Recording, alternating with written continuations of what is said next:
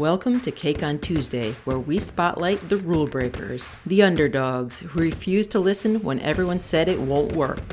I'm Elizabeth Bieniek, and for the next 20 minutes, we're diving into another disruptive innovation story that proves sometimes the craziest ideas change everything. Today's guest is Shalece Daniels, an executive rest strategist and founder of Live As If Co. After building and running a seven-figure real estate investment and property management firm, she began coaching other leaders and seeing a familiar pattern emerge. Consistent high-pressure leadership was causing overloaded nervous systems, hijacking leaders' judgment and resulting in costly fallout from stressed decision-making. Shalece's current work sits at the intersection of leadership and nervous system regulation. She helps high-pressure leaders regulate their nervous system in as little as 90 seconds so their decisions can land clean. Shalece, I'm really excited about this topic of strategic rest. Welcome to the show. Please tell us what sets your soul on fire about this topic. Thank you. I am excited to be here for Cake on Tuesday, obviously. Right now, what is lighting me up is seeing the faces of the executives that I train, that I have the opportunity to give the edge to ease kit to, teaching them how to regulate their nervous systems in 90 seconds or less, and watching their faces and looking at the numbers as they go down. That's what's lighting me up. Love that. And this came out of a personal story, a personal journey. You built your own high pressure firm, and then you're noticing this take place in your own life. Can you tell us a little bit about what was that turning point or that pressure point when you realized, hey, I need to focus on this? So I didn't. That's a luxury. When people realize that they need to focus on it, I would say that's probably pre-burnout. It's the post-burnout stage that so many executives end up in, and they're forced to sit down. And I have so many examples of that, but I'll tell you about mine. I was working hard, running the business, and doing what I normally do, but I didn't realize that I was working hard because it was of the way that I was revved. It's like I was on 100 RPMs or what have you, right? All the time. So it was my norm. I took a vacation in 2020 December with my husband. It was supposed to be 3 weeks. What was supposed to be 3 weeks turned into 5 months of Oh my me goodness. being in Costa Rica. And I like to say that I ended up buying a house and live in Costa Rica part-time because of the burnout. I actually said to my staff, "Well, I don't really care what happens." And I didn't realize that I was having what we now know as a mental health event. At the time, I just kinda quit. Who leaves their business? Like, who just escapes and quits? I just didn't know. I didn't know what to call it or what it was, but I knew I couldn't come back. Yeah.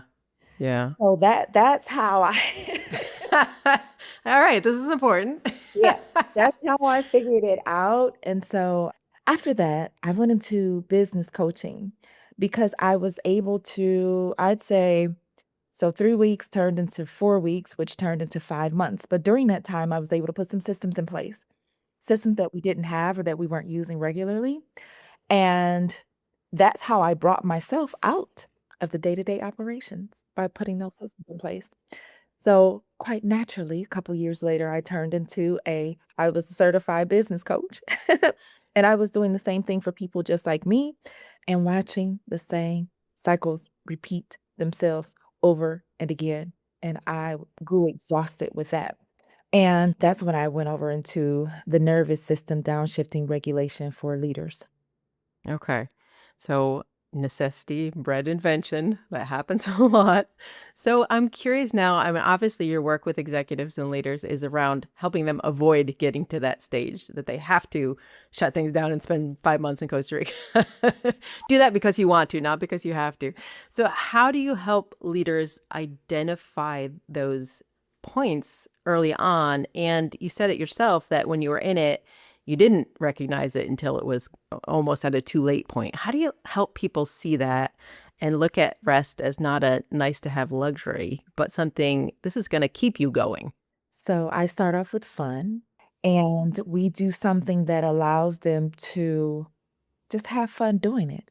And once they feel their bodies in this more downshifted, regulated state, they began to want more of it. And they begin to realize that these triggers or things that would happen in the meetings, the Monday morning meetings or the back-to-back meeting or the conversations, the way that their body would feel right before they had a tool as a gift. And I use bubble blowing Okay. because it's reminiscent of the physiological sigh, which is a really quick way to downshift your nervous system from fight and flight to rest and digest. And so in my sessions, we use a bubble wand and we do some breath work, but I don't call it breath work because it really isn't. It's not that intense. It takes between 60 and 90 seconds. And I just show them how to breathe. And they love the bubbles because many of them haven't blown bubbles in so many years. And that's my in. Gotcha. Gotcha. Okay. And then I'm able to show them a few other tools during the workshop before I install the actual Edge to Ease protocol in the business. And they love it. They love how they feel. They're able to rate themselves before, rate themselves after, and they buy into it. They have some tangible tool that I leave behind, and it's been successful so far. So, Hmm. yeah. So, okay, I love the bubble blowing. That kind of tees up this topic too of you talk about micro rituals. And I think that's such a key point because I think a lot of people look at this as sure, leaders are going 100 miles an hour. They have to make sure they're calming down, taking moments of rest, and so they can think strategically. But I think people think of that like what you're just talking about. They have to go on vacation for 3 weeks or months. How do you do this and continue running a high pressure business? And so you really focus on this concept of micro rituals. Can you talk about that a little bit more of how it doesn't take a ton of time, it takes more awareness?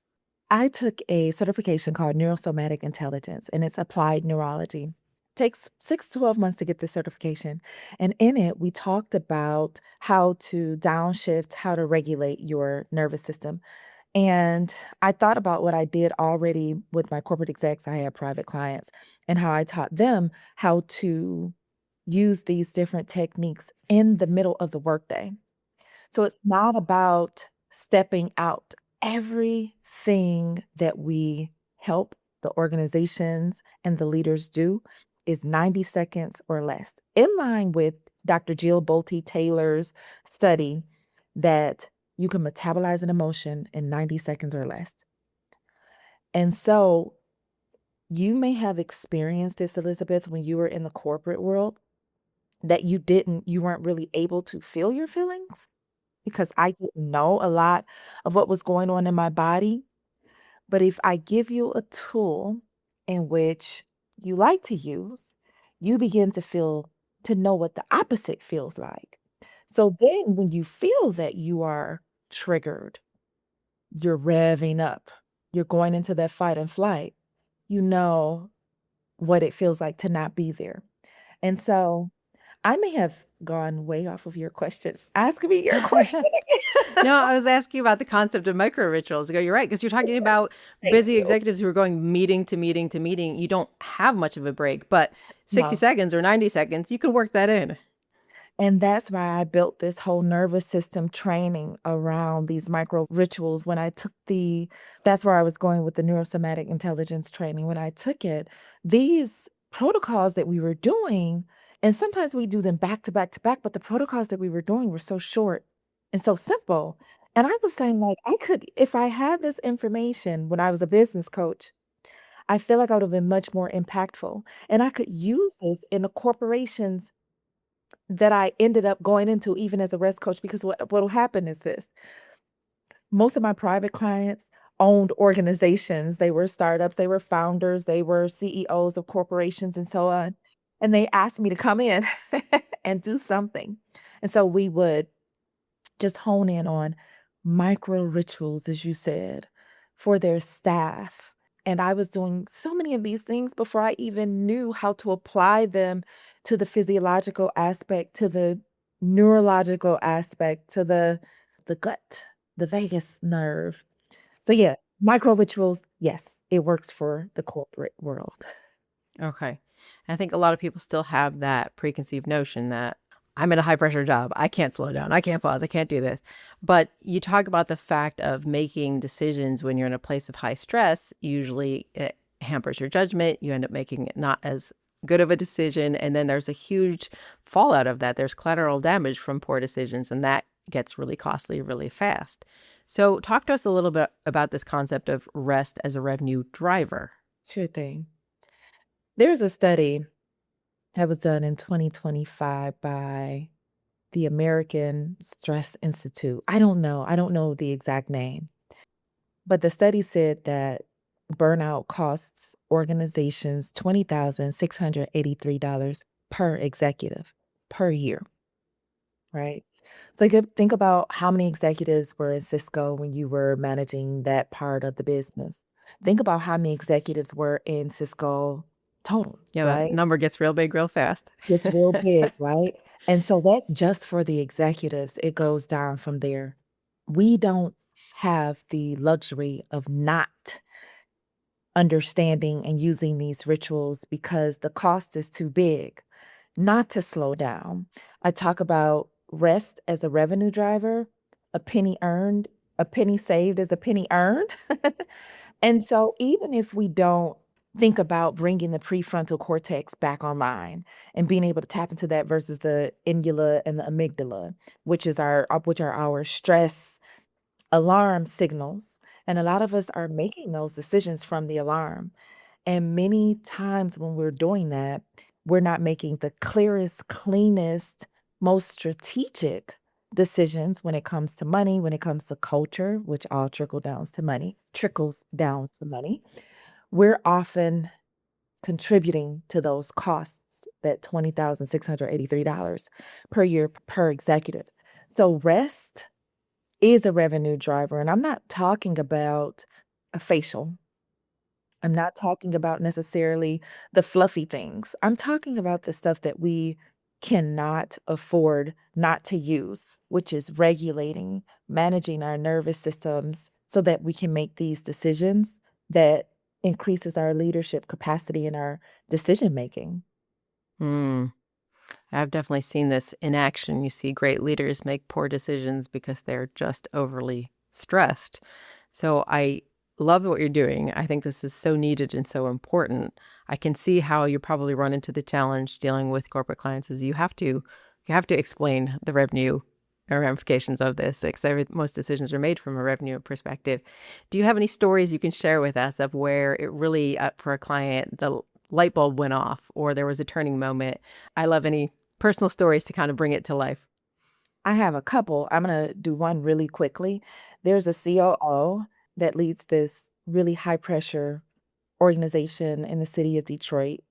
They house the chronic homeless, and many of them have some form of mental illness and substance abuse goes along right with that. She herself suffered from a almost a life-ending tumor from burnout. And when she experienced one session, one activity with me, she texted she texted me this text. She said, I don't know if you can swear on this, so I won't swear, but she said, "That box breathing with a longer exhale just saved me today. It saved my job and probably a few other people." And I use the text, but I don't say her name and I try not to say the organization. But that was one. And those are the times where I know this is working. This is a high performing lady. She does not rest, she does not take time off. She had a relapse from the tumor because she went back too early. And then there's another executive, she's CEO of a multi-million organization in Chicago, and I was talking to her, researching in the beginning, sort of focus grouping, and I asked her what was the most impactful thing, and she said, "Those tools that you gave me that I can just turn around." There's one that I use with the reflexology ball under my desk, nobody knows, and I'm just holding my foot on this ball, and it's really calming me down, and I never she said that, "I don't know if it's you or if it's just the times, but I've never made as much money as I'm making right now." And I know we're not talking about necessarily talking about money, but I believe the clarity, the ability to relax, the ability to control her time as opposed to time controlling and pushing her is what led to that income increase. I can't take all the credit, obviously, but giving her permission to slow down or her giving herself permission to slow down is what and rest and recharge is really what it Yeah, was. love that. So this is not your first company. And so the way that you're building this company, I'm sure you or very different in the way you set it up, and your definition of success is most likely quite different than it was originally in your first company. Talk to us a little bit about how you define success in your current organization, and how do you make sure that you and the people you work with are regularly deploying strategic rest? Slowly. I felt like everything was high alert, red alert in my first organization. I feel into what I do now. If it feels like it's in alignment, if it feels like it's the way that we're supposed to go, we'll create a plan to get there slowly but surely so that when we have to pivot, because we always have to pivot, it's okay. We haven't developed this huge attachment to this number, this outcome. I'm building this almost intuitively, using the tools, helping, allowing the folks that are behind me, that support me, that keep me sane, allowing them to have as much off time PTO as they need. We do the regulations together, oftentimes on a business, on a meeting. But Elizabeth, I want to stop. I want to take it back for a moment and say, when I figured out what to do, I went back to the old organization, which I still own. I just don't work in it. And I enacted unpaid, unlimited PTO. I enacted 1 hour of rest a week together. I enacted talking about what we're doing for ourselves, not for the business, and holding each other accountable for that knitting class or that 45-minute walk a day or that pausing in between the workday to paint or to draw. And we ask each other or they ask each other about it. And I just find it to be a much better way to work, even though I don't necessarily work there anymore. Yeah. Yeah. How have you seen that change? I imagine that would impact things like retention too. Everything, attitudes, the way that they treat the tenants is huge. The retention for, I mean, who pays us? That's huge. And wanting to come to work. And even if we Yeah. being offered more money and saying, I'm not going anywhere because this is a great environment, Yeah. that is a testament to how we've changed. Yeah. We all need a little bit more joy in our lives. What are you most excited about next with your business, with the whole industry of nervous system regulation? What are you looking forward to? There's Michigan has been designated through NEOSHA, National Institute of Occupational Safety Health Administration. They're the only state that has been designated as a health and wellness well worker. Thrive, it's called the Thrive Worker designation. We're the only state in March of 2026. I'm looking forward to partnering with them and bringing this nervous system regulation edge to ease protocols into the workforce for retention. I have a few clients in the counties and one private nonprofit that I'm going to pilot the workforce retention piece. So I won't just be training the leaders. I'll actually train a leader to become an edge to ease practitioner. That's what I'm looking forward to most this year. Exciting. All right, Shalise, if people want to learn more about what you're doing, they want to follow you, they want to work with you, where can they find you? www.liveasif.co and anywhere on social media at Shalece L. Daniels. Perfect. Thank you so much for being here on Cake on Tuesday. Thank you for having me, Elizabeth.